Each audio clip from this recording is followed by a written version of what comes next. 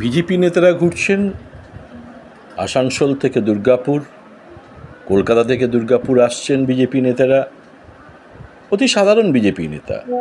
এরা আপাতত কোনো পদে নেই, প্রশাসনিক পদে, দলের সাংগঠনিক পদে বা অত্যন্ত গুরুত্বপূর্ণ নেতা যে মুহূর্তের মধ্যে প্রাণখানা চলে যাবে এমন কোনো মানের নেতাও নন। কিন্তু এদের সাথে একটা অবাক করা বিষয় দেখা যাচ্ছে। ধোপদুরস্ত কেন্দ্রীয় জওয়ানেরা ঘুরছেন এদের নিরাপত্তা দেওয়ার জন্য। একটা হাস্যকর পর্যায়ে চলে গিয়েছে ভারতবর্ষের গণতন্ত্র, ভারতবর্ষের নাগরিক অধিকার। কোন অধিকারে জিতেন্দ্র তেওয়ারি, লক্ষণ গড়ুই এরা কেন্দ্রীয় জওয়ানদের ব্যক্তিগত নিরাপত্তা রক্ষী হিসেবে ব্যবহার করতে পারে, বা কেন্দ্রের সরকারে থাকা বিজেপি দল কিভাবে অনুমোদন দিতে পারে কেন্দ্রীয় জওয়ানদের এইসব নেতাদের ব্যক্তিগত নিরাপত্তা রক্ষী হিসেবে ব্যবহারের জন্য?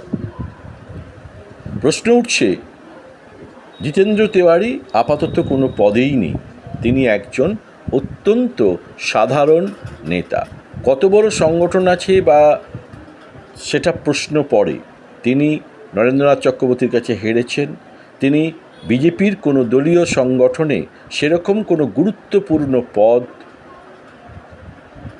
রক্ষা করেন না, পদে নেই, তিনি কোনো গুরুত্বপূর্ণ প্রশাসনিক পদে নেই, যার জন্যে তার ব্যক্তিগত নিরাপত্তা রক্ষীর প্রয়োজন হবে। কিন্তু দেখা যাচ্ছে তিনি তুলসী চারা বিলি করছেন, হনুমান চালিসা বিলি করছেন, তো তাকে নিরাপত্তা দিচ্ছে কেন্দ্রীয় বাহিনীর জওয়ানেরা।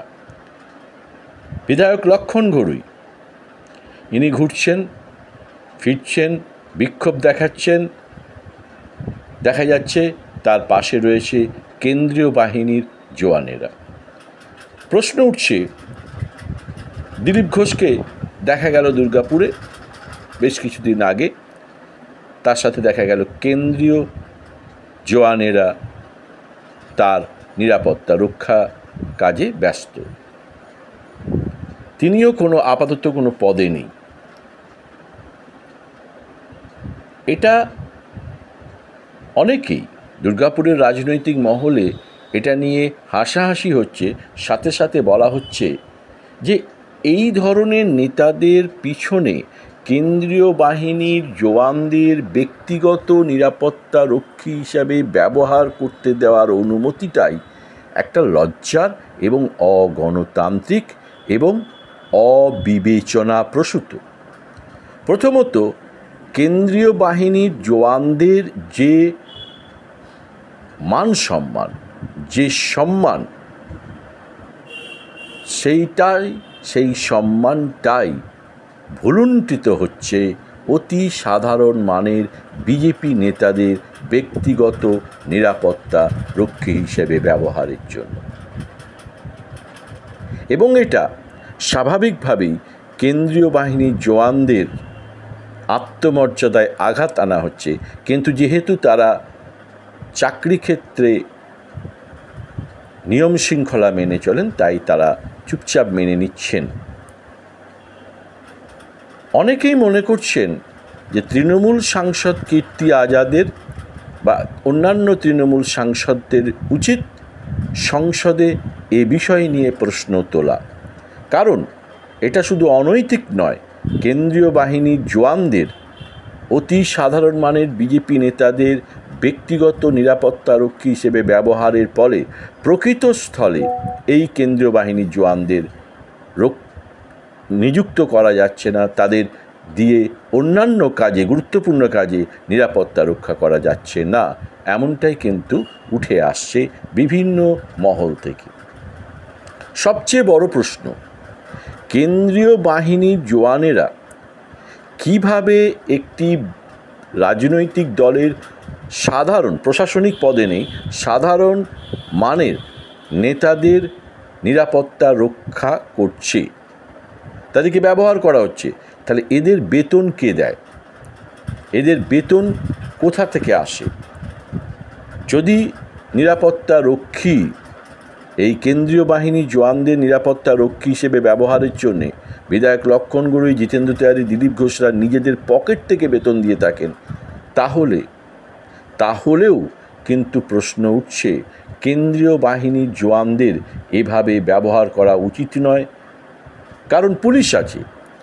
যদি এইসব নেতারা মনে করেন তাদের প্রাণহানির হওয়ার আশঙ্কা আছে, তাদের উপরে হামলা হওয়ার আশঙ্কা আছে, তাহলে আদালত থেকে গিয়ে তারা বিশেষ পুলিশ প্রোটেকশন নিতে পারে এবং সেটা আদালতে প্রমাণ করতে হবে।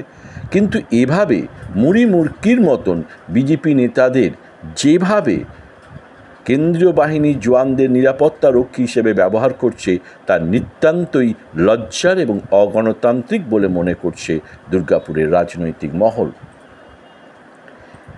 প্রশ্ন আসছে যে কিন্তু কেন?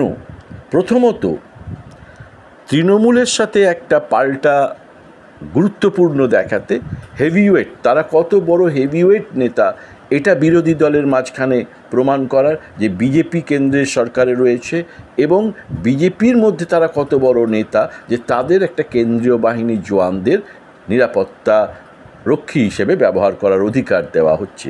দ্বিতীয়ত, কর্মীদের কাছে একটা বেশ সম্মান, একটা বেশ মানে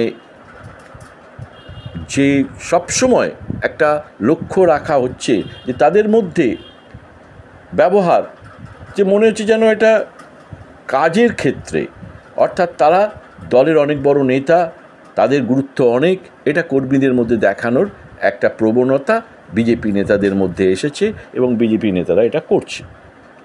প্রশ্ন উঠছে, এই অগণতান্ত্রিক কাজ এর আগে কখনো হয়নি।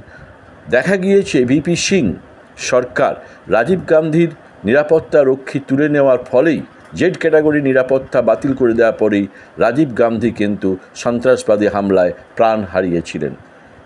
এ ধরনের কেন্দ্রীয় বাহিনী জওয়ান নিরাপত্তা রক্ষী হিসেবে ব্যবহার করতে পারে অতি সাধারণ নেতা জিতেন্দ্র তিওয়ারি, লক্ষণ গড়ুইয়ের মতো নেতারা। এটা একমাত্র বিজেপির আমলেই দেখা যাচ্ছে। এই অগণতান্ত্রিক ব্যবহার বন্ধ হবে কবে, সেটাই কিন্তু এখন দুর্গাপুরের বুকে বড় প্রশ্ন।